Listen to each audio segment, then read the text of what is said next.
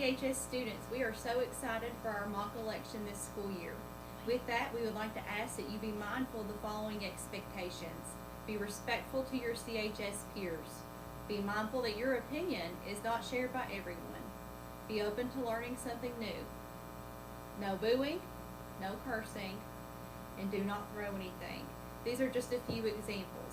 We ask that you be on your best, respectful behavior. If you do not follow expectations, you will be asked to leave the mock election. The appropriate disciplinary action will be taken.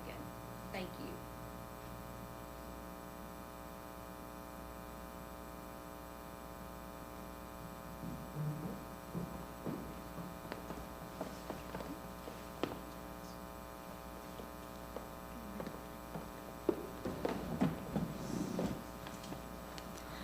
Good afternoon. I'm Maddie Parton, and we're coming to you live from Corbin High School. I would like to welcome all of Corbin High School to our press conference with our Republican and Democratic nominees. I also welcome our candidates and thank you for your willingness to be here and participate in this event. Before we begin, both parties have agreed on the format of this live press conference. Questions for this press conference were created by students about issues that matter to them. After I have asked the question, both sides will have 45 seconds to answer their question. I will tap my gavel to signal the 45 seconds is up. Candidates will be allowed to finish their thought, and then we will move on. Our first question goes to our presidential nominees. We'll start with the Republican candidate, former President Donald Trump. When it comes to small businesses, in what ways can the benefits for them be increased in order to promote economic growth? Small businesses are the backbone of the American economy, and they have been suffering. I'll tell you, it's the hardest time for our small businesses in decades. 4 years of absurd federal restrictions and an exploding inflation rate have gutted our startup businesses. These issues have been championed by my opponent and the vice president for the last 4 years, Kamala Harris. If elected, I would extend the Tax Cut and Jobs Act that I enacted in 2017, which would allow our small businesses a breath of fresh air. I will also put a stop to the radical printing of the dollar, which would mitigate our growing inflation rate. Between me and Kamala, the choice is clear. It is time for change the American people can trust. Thank you. Thank you, President Trump. We will now move on to our Democratic nominee, Vice President Kamala Harris. Let me repeat the question. When it comes to small businesses, in what ways can the benefits for them be increased in order to promote economic growth? A defining goal of our administration is to give small businesses, the heart of our communities, the support they need to thrive. These enterprises created by your neighbors, friends, and family account for nearly half of the United States workforce and were responsible for creating 1.9 million jobs in 2022 alone. To foster this growth, we will strategically allocate resources and implement a modest tax on large corporations, ensuring that profit-driven individuals contribute equitably. We will provide bigger deductions for new entrepreneurs and open up countless contract opportunities in developing rural areas, fueling lasting prosperity in every corner of America. Thank you. Our next question will go to our vice presidential candidates. What else can be done to further promote small businesses in America? We'll begin with our Republican vice president candidate, Senator J.D. Vance. Well, as President Trump was saying, one of the biggest problems that is affecting our small businesses is the American dollar is continuing to inflate. And as a result, the American people aren't spending nearly as much as they had in the past. And quite frankly, the American people are losing faith in our dollar. But with our proposed tax cuts, we will decrease inflation, restore the American people's faith in our currency, and take the pressure off our small business owners so that we can restore our economy to its former greatness. Thank you. Thank you. Now, for our Democratic Vice President candidate, Governor Tim Walz. What else can be done further to promote small businesses in America? Well, first off, thank you all for being here today and showing your patriotism by being interested in our civic process. But to begin, the current administration has overseen a record-setting 19 million new small business applications in the last 4 years. And they've done this by making venture capital accessible to prospective business owners. Our administration would expand small business tax deductions by 1,000% from $5,000 to $50,000, while continuing the current administration's policy of increasing the availability of venture capital as well as a share of federal contracts going to small businesses.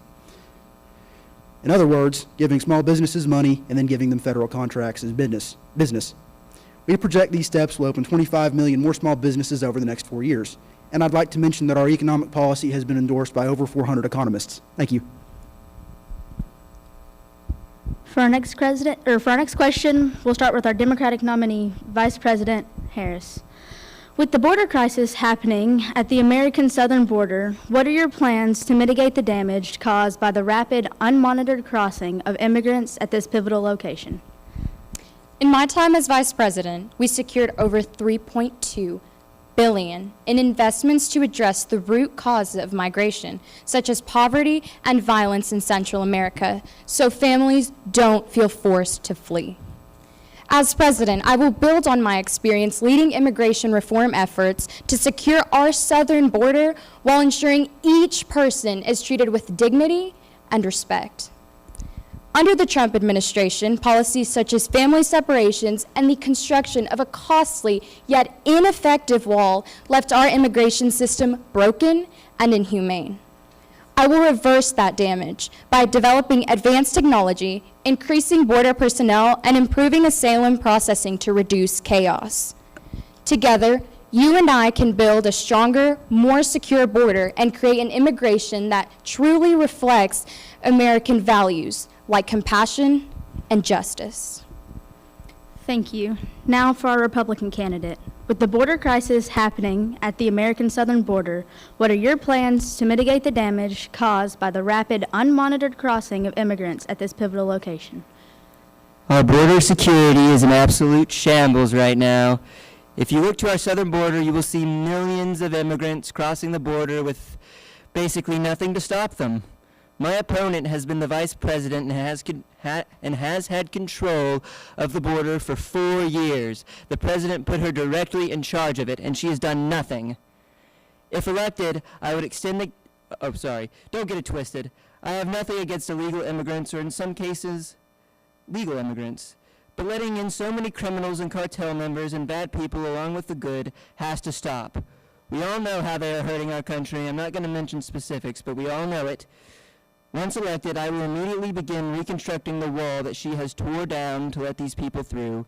I will also deport all immigrants that have criminal records, such as murder, and this will bring back stability and security to the nation. Thank you. Thank you. Our next question goes to our vice presidential candidates. As governor and senator, if elected, how do you plan to make sure your running mate's policies regarding the borders are carried out by the American legislative and bureaucratic system? We'll begin with Governor Tim Walz. Well, to answer that, I'd first like to say that I have 15 years of experience in legislation, 5 as governor of Minnesota, and 10 serving as a U.S. congressman. Now, I know that I have the full legislative ability to pass any of my running mate's agenda, and I want to make sure we pass, or specifically this issue, I want to make sure we pass legislation that keeps our border safe and our immigration system fair. Thank you. Now, from our Republican VP candidate, Senator J.D. Vance. As governor and senator, if elected, how do you plan to make sure your running mate's policies regarding the border are carried out by the American legislative and bureaucratic system? As you all know, President Trump and I have made numerous trips to the border to survey the situation. And what we found is that the border is in disarray due to 4 years of neglect from the current administration. The guards aren't allowed to carry out their duties due to liberal policies that prevent them from doing the bare minimum to secure our country.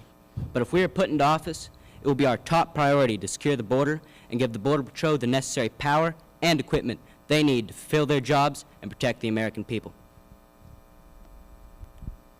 Thank you. Our next 2 questions will go to the presidential candidates. Housing prices have risen almost 48% in the past 4 years. If you become president, how would you deal with the housing crisis at the moment? Former President Trump, you may begin when you're ready. Our current housing market is a complete and total disaster. This catastrophe has been caused and ignored by our current administration, and I would like to point out again that my opponent is the vice president and has been the vice president of this administration for 4 years. I, on the other hand, if I'm elected, will create a federal housing program that will purchase land and build housing to sell cheap to the American consumer. This housing will be so cheap that on top of the tax cuts I will provide, it will provide many new American families with easily affordable homes, which would bring stability back to our housing market. Thank you. Vice President Harris, housing prices have risen almost 48% in the past 4 years. If you become president, how would you deal with the housing crisis at this moment? The Harris administration will invest in building 1.5 million affordable homes and expand the low-income housing tax credit to make housing more accessible for working families.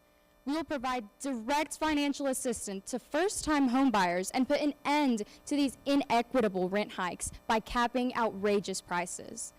Housing is not just a privilege. It is a fundamental right that every American is entitled to. It is essential that we make safe, affordable homes a reality for every American. America, it is time for an economy that works for everyone, an economy that guarantees stability and safety for all. Thank you. Vice President Harris, we'll begin with you for our next question. Abortion has been a major issue in this country for over 50 years. How does your administration plan to handle this issue? Is it the responsibility of the federal government or the state governments? Ladies and gentlemen, abortion is not just a policy issue. It is a deeply personal matter that affects the lives and futures of women in America. The Supreme Court's decision to overturn Roe v. Wade has handed control over women's reproductive rights to individual states, leaving millions vulnerable and without access to essential health care. No state should have the power to tell a woman what she can do with her body. My administration will fight passionately to codify Roe into federal law, ensuring that every woman, regardless of where she lives, has the right to make decisions about her own body and her own future. This is about restoring federal protections and affirming that access to reproductive health care is a fundamental right, not a privilege determined by geography. Thank you. I will repeat the question for former President Trump. Abortion has been a major issue in this country for over 50 years. How does this administration plan to handle the issue? Is this the responsibility of the federal government or state governments? Well, my opponent would have you believe that I oppose abortion entirely on the basis of a moral standard. So I want to come out and say that I do not oppose a woman's right to choose. I think it is a fundamental right, not just for women, but for every human being to have their bodily autonomy. However, that being said, I think we can all agree that different areas of the country have different morals, needs, and cultures. So why not let those areas choose? If elected, I would pass legislation allowing the states to decide whether or not abortion should be legal. This would allow different parts of the country to decide based on their own needs, as well as not put physicians and doctors who oppose abortion on moral standards, I would not put them in legal jeopardy. Thank you. Thank you, President Trump. Our next question is for our vice presidential candidates. How will your administration ensure that policies enacted, whether at the federal or state level, protect both individual rights and public health? Let's be clear. We want to protect a woman's right to autonomy in health care because a woman knows what's best for her. Not the Supreme Court, not Congress, not anyone else. Anything we do on this matter will be to protect the right of the individual. We're here to help. We're not going to make anyone do anything they're uncomfortable with, and any action we take will be measured and thought out with care given to how it will impact your individual rights. Thank you. Senator Vance, how will your administration ensure that policies enacted, whether at the federal or state level, protect both individual and public health rights? As we all know, the government is supposed to be here to protect the people's rights. And because this is the case, government officials must do everything in their power to protect the rights of those individuals. So, it is imperative that we keep the issue of public health within the states, because the states are closer to the people and will likely have similar opinions on moral issues such as abortion. So, we need to keep the issue of public health within the states to ensure that people's rights and beliefs won't be violated. Thank you. Our last question goes to our presidential nominees. In light of the world's current situation, what is your party's view on military spending? Former President, you may begin when you're ready. The world is in absolute ruins. We can all see that the Middle East is in flames, not to mention the war in Ukraine, and then China, our enemy, is poised to strike next. And my opponent, who is one of our top military leaders, by the way, was seen laughing about it on national television. I say that's enough. Day one of my election, I would increase our military budget drastically. Not only that, I would levy the money by increasing tariffs on America's geographical enemies like China and Russia, other countries as well. So these increases wouldn't cost the American taxpayer anything. I will rebuild our military and use it to establish peace, order, and stability across the globe once again. Thank you. Thank you. Vice President Harris, in light of the world's current situation, what is your party's view on military spending? Our party strongly supports a strategic increase in military spending to address pressing threats and enhance national security. In 2022, the U.S. military budget surpassed $800 billion, more than the next 10 countries combined. With rising tensions from Russia's invasion of Ukraine and China's increasing military assertiveness, we must invest in modernizing our capabilities to stay ahead. It is essential we provide our servicemen and women with the resources and support they need. A strong military not only ensures safety, but also reinforces our commitment to protecting the freedoms we cherish as Americans. Together, we can secure a safer future for every person in our nation. Thank you to all of our candidates. Finally, we have asked each of them to prepare a short closing message. We will start with former President Trump. I would like to thank everyone for this incredible opportunity. You all have done an amazing job, and we couldn't have asked for a better campaign staff. So my immeasurable admiration and thanks go to all those working this event. And for all those who have tuned in, vote. The stability, credibility, and soul of our country are at stake in this historic election. Probably one of the most important elections in our history. No matter who you are or what party you stand for, I encourage all of you to exercise your right as an American to vote. Thank you for this incredible opportunity. It has truly been my honor serving as your Republican-elect and President of the United States. Thank you. Thank you. Now for Vice President Harris. Just as former President Trump had said, I am incredibly thankful for every person that has helped put this together. I have an extraordinary campaign staff that I know I couldn't do it without. My campaign manager, she is amazing, Tim, and my love of my life, Dougie. Couldn't have done it without everyone in this room. Thank you so much, America. We need to vote. Vote. Have your voice heard. You are all important. Your vote is important. You are our future. Thank you. Thank you, everyone, for tuning in. I'm so glad to be a part of this. Thank you. Thank you, Corbin High School, and those who have tuned in. Thank you for your time, and good luck to the candidates on Election Day.